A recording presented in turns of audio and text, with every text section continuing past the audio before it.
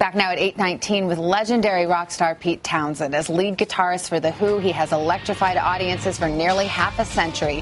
He also wrote the majority of his band's classic songs. Well, now Townshend is out with his memoir, Who I Am. Pete Townshend, good morning. It's good to see you. Thank you. We're all kind of bowing down this morning. It's wonderful to have you here. Thanks. So why did you decide to write your life story? I decided to write it when I was 20, so it's taken me a long time. It just felt the time was right. I'm 67. If I wait any longer, I could be dead.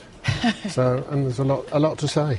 The title is Who I Am, a play, of course, on the band's name, but is that a question you think you answer through the book? I think I do, and I think I have, and that's good. I'm happy today, and I never expected that. I was rather a miserable young man.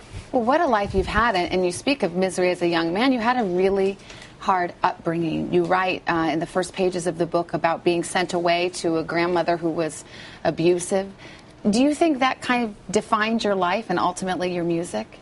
It not defined my music, but it definitely came out in it, definitely. And I could see evidence of it in my music that actually did lead me to get therapy, to look at just that, because I could see it in the lyrics, that I'd had trouble as a kid. I didn't remember much about it, but the most important thing was the contrast with the fabulous stuff, the life that I had with my dad, who was a dance band musician, and I was in the bus and travelling with them. So that part of my life was great. Then with my grandmother it was dark, then back with the band again. So it was the contrast that was so hard to handle, and I didn't remember much about it until I went into therapy. Yeah, it seemed a roller coaster ride. And you mentioned that you don't remember much. There are hints in this book of abuse, sexual abuse even, but you never come right out and say it. Is it because you don't remember, or because it's just too painful partly to say? Partly it's because I don't remember, and partly because I don't want to delve too deeply into it. I don't know. I don't know how much I would gain from going into it. And when I was in therapy, I was urged to try to go into regression and pull stuff out. I don't think it was really as serious as so many people suffer. And I do think, too, that redemption for me has been through being creative and allowing it to come out. And the other thing that's been wonderful is I've done that. I've allowed it to come out. Some of it's a bit icky. Some of the scenes in Tommy are rather, dodgy.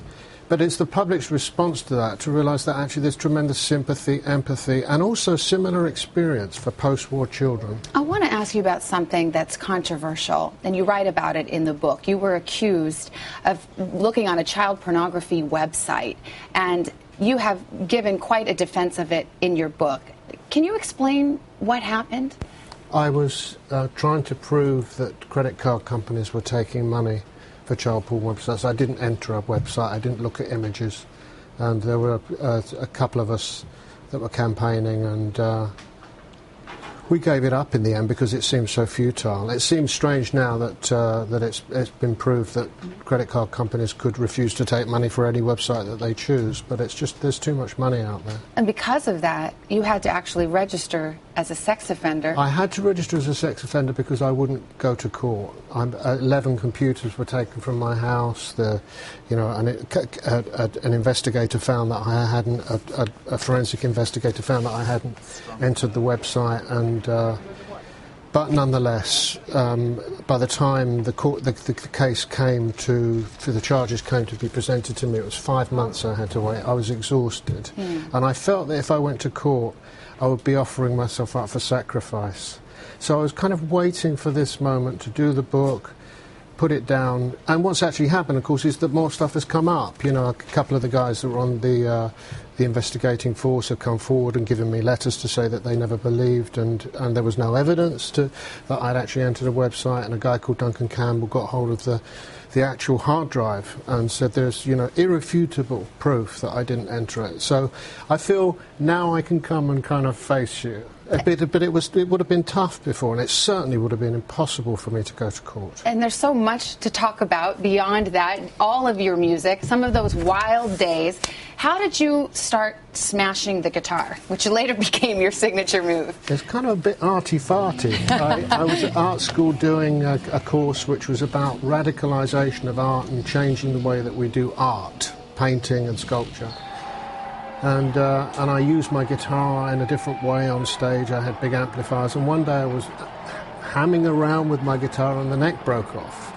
and I had people in the audience that were from my class at art college, and I think they were kind of looking at me and kind of saying, Pete, this is an opportunity to go the whole way, and I went the whole way, and then it became a gimmick. There were some crazy days. It's like the classic drugs and rock and roll kind of thing, alcoholism. You went through it, you talk about it in the book. Do you ever just look around and think, I can't believe I'm still here and I made it when so many did not? That's because I didn't do it properly. Well, that's one way to look at it. Was there something cathartic about writing this book and putting it all down? You know, it was. Yeah, there was. I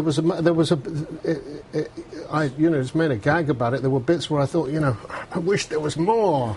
I'm coming across a bit boring and po-faced, but I tell the truth in the book. Well, the book is not boring, and Pete Townshend, it's an honor to have you here and get to talk to you about it. Thank you. And once again, the book is called Who I Am.